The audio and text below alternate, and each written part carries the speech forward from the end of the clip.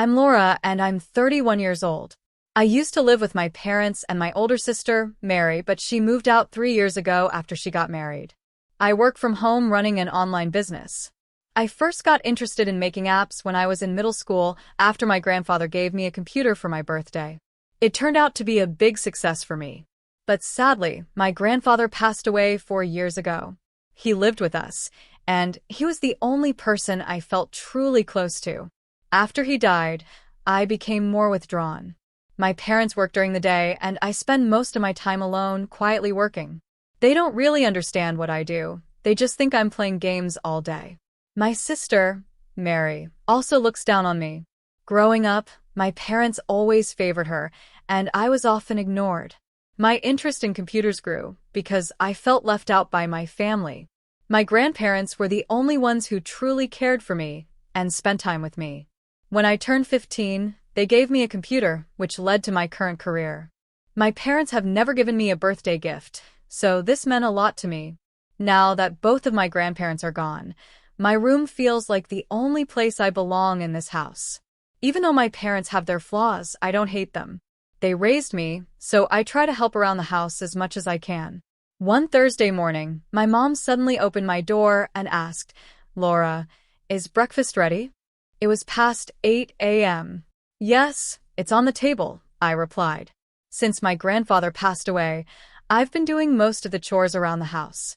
My parents just assume it's natural for me to take care of everything since they think I'm always playing games. I prepare all the meals, clean, do the laundry, and handle the shopping.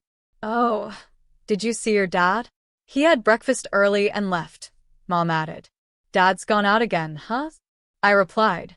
"Lately, Dad has been leaving early on weekends. My parents don't really fight, but Dad usually can't say no to Mom, so he probably leaves early to escape the busy schedule she plans for him. We haven't really talked since I was in middle school, so this is just what I think." "Mary and her family will visit around noon today," Mom mentioned. "Mary's coming?" I asked, a bit surprised. "Don't be so shocked. She's your sister after all. It's been a while since you've seen each other, hasn't it?" "Yeah, it's definitely been a while. I think this is the first time she's been home since she got married," I said. Even though Mary got married 3 years ago, and she's gone out to eat with Mom and Dad, she hasn't visited our house until now. When Mary was pregnant, she didn't come home. Our parents went to visit her instead. I figured something important must be going on for her to come now. She wouldn't come without a reason, right? I thought to myself. Yeah, she mentioned she has something to talk about. Since she's coming after so long, make sure to prepare a nice lunch, my mom said. Got it, I replied, even though I felt a bit uneasy. I was excited to meet my nephew, but Mary had always been cold toward me in the past. I realized I hadn't gotten this month's grocery money yet, so I asked, "Mom, can I get this month's food money? I'm about to go shopping." "Didn't you get it from your father?" she replied. "He told me to ask you," I said. She frowned. "I don't have much on me. Last month, I only gave you $100. Here's $50. She slapped the money on the table. "But I need the full amount this month," I said. "If you worked properly, you wouldn't have these issues." "How long are you going to keep wasting time?" she snapped. "I told you, I am working," I tried to explain. "I don't want to hear excuses. You're just playing games for pocket money. Don't talk about working when you can't even live on your own," she said harshly. "That's not true," I insisted. "Enough. I've given you some money. Get the rest from your father," she said, storming out and slamming the door behind her. After a deep sigh, I went back to my work. Once I found a good stopping point, I went out to do the shopping.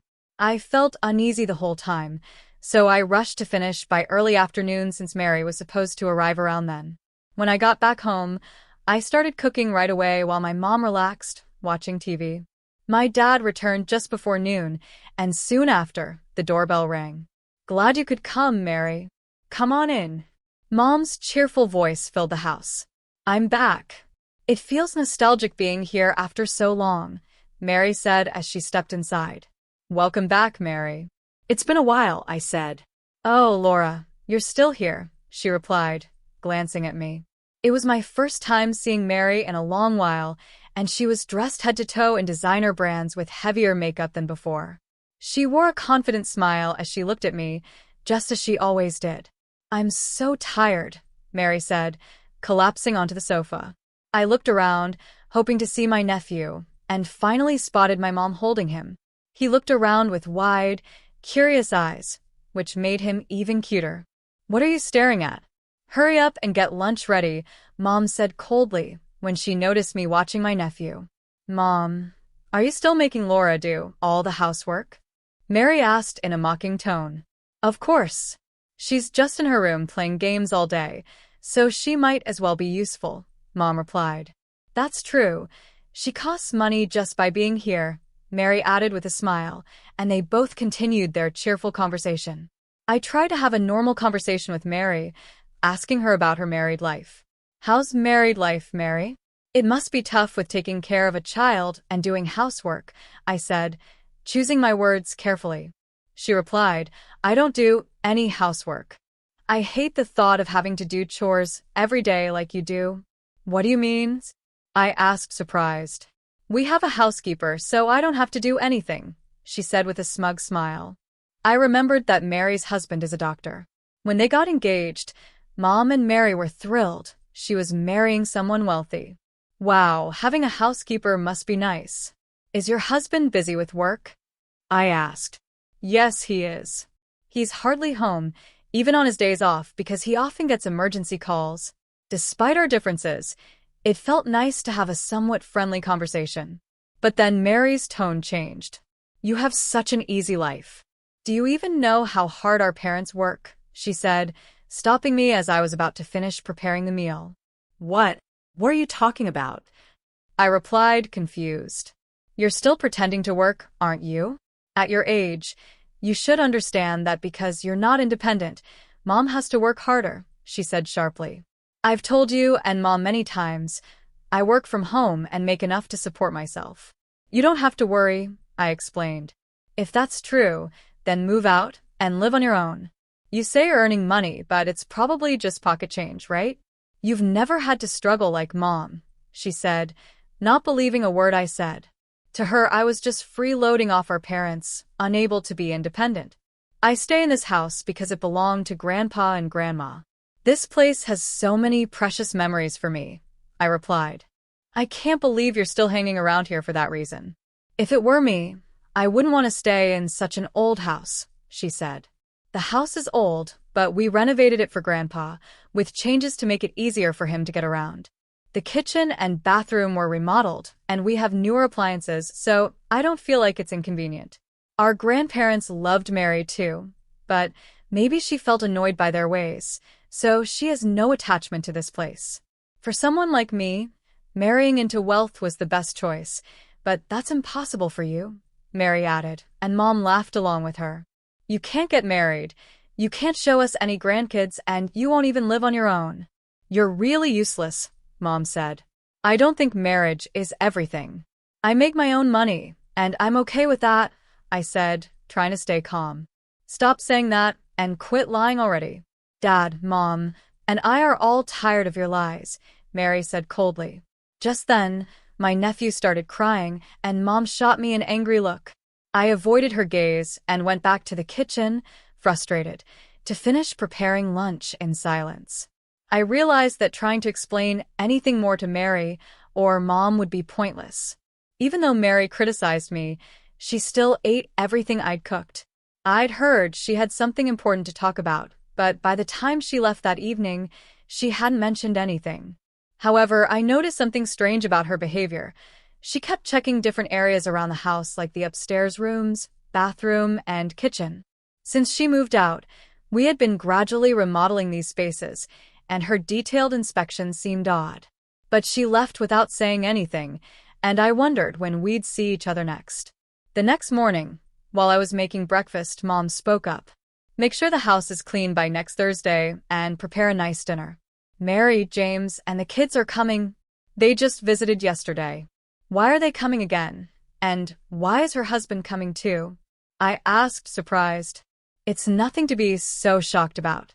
Mary said they have something important to discuss, and there's something for you too, so keep your schedule open." "I'm just happy I'll get to see the kids again," Mom replied. I felt uneasy. Mary hadn't visited once since she got married, and now, suddenly, she was coming again so soon, and this time with her husband. I couldn't figure out what her real intentions were, but it didn't feel right. What I didn't know was that Mary and Mom were already having discussions about me. Can you believe the house is in Laura's name? What was Dad thinking? Mary asked. Don't worry. If we make Laura feel like she's a burden to everyone, she'll leave. The right to live here should be ours, Mom replied. I got so busy with work that Thursday came before I knew it. The last time I saw Mary's husband, James, was when he came to introduce himself before their wedding. He had decided to become a doctor because of his father. Though he was handsome, there was something cold about him. Mom was thrilled when she found out he was a doctor's son, and she welcomed him warmly.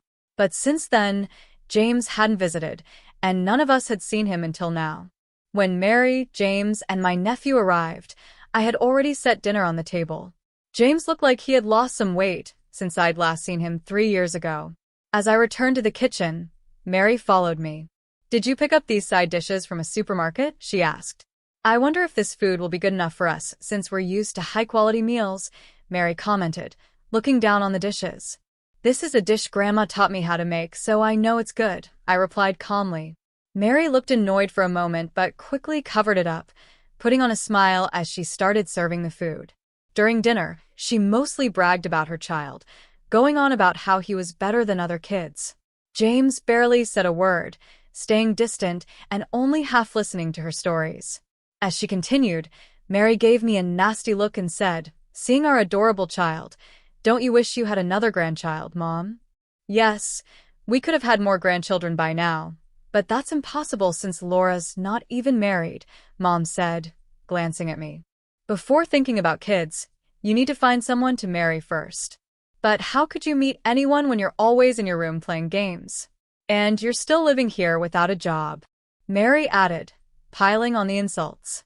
I finished my meal quietly and was about to leave the table when Mom stopped me, her voice filled with anger. Are you just going to walk away? We're not done. There's something important we need to talk about, so sit down and listen. Let's get to the point, Laura. Can you please leave this house? Mary said suddenly, leaving me in shock. You should try living on your own for once. Both Mom and Dad are tired of living with you. If you stay here, you'll never change, she continued, sounding like she was doing me a favor by advising me to move out. You need to realize how much of a disappointment you are, Mary added. It would be good for you to learn to earn enough to live on your own and understand how hard life can be. Wait, Mom. How many times do I have to say I'm working and making my own money? When will you believe me? I replied, my hands shaking with anger. Just because you make a little money from your hobbies doesn't mean you're earning a real living, Mom scoffed. No, I earn enough to pay for my own expenses. I even paid for all the house renovations after Grandpa passed away, I said firmly. I had used my savings to fund the renovations, and my parents knew I had covered every payment. Mary smirked. Oh, you think you're something, don't you? That money was Grandpa's, wasn't it? Don't act like I didn't know. He gave you money before he passed away, right? Grandpa had given me a bank book shortly before he died, a result of him and Grandma saving up, worried about my future since they saw how neglected I was. They must have hoped it would help me someday. How do you even know about that? I asked, stunned.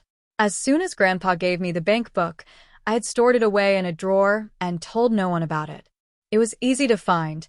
I saw it in your drawer, Mary sneered. But where's the cash card? I couldn't take out any money. How could you do something like that? That's terrible, I said, shocked by her actions. They were always kinder to you, she continued. But to think they left money just for you, ignoring the rest of us, that's so unfair. Don't disrespect Grandpa and Grandma like that, I replied angrily. They saved that money because they cared about me. At that moment, I realized why my parents had never brought up the renovation payments. They must have known about the bank book all along and expected me to use it to cover the costs.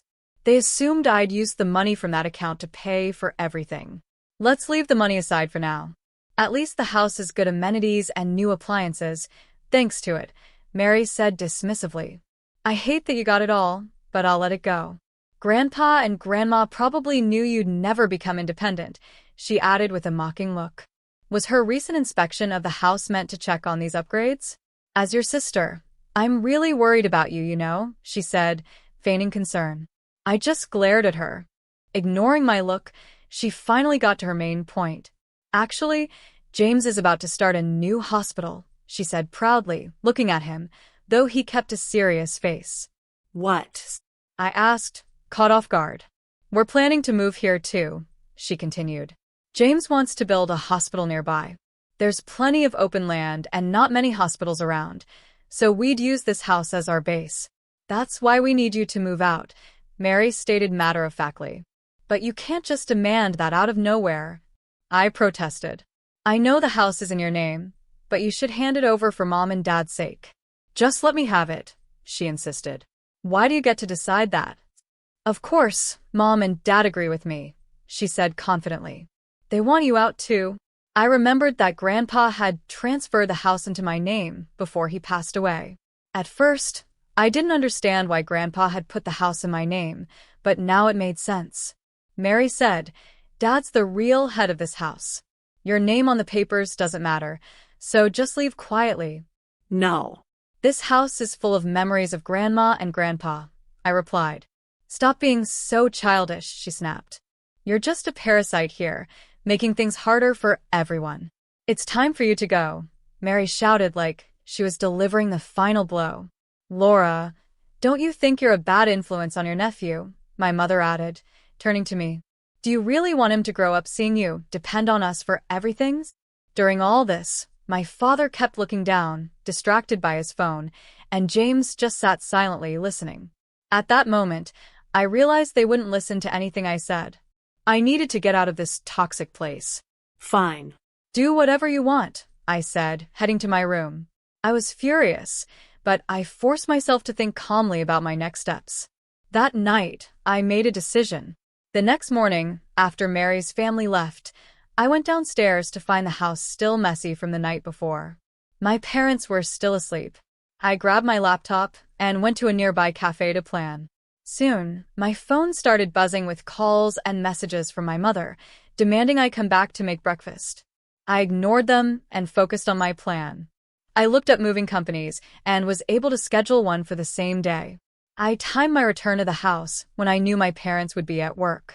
The house was a mess after just a few hours without me, and I couldn't help but feel a mix of frustration and relief. Shortly after, the movers arrived with a truck. Which items are we taking? One of the movers asked. Everything I bought, I replied. The movers quickly packed up all my belongings, appliances like the washing machine, fridge, and microwave, along with smaller items like dishes.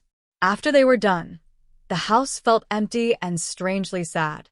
Legally, this house was still mine, but I no longer wanted to be here.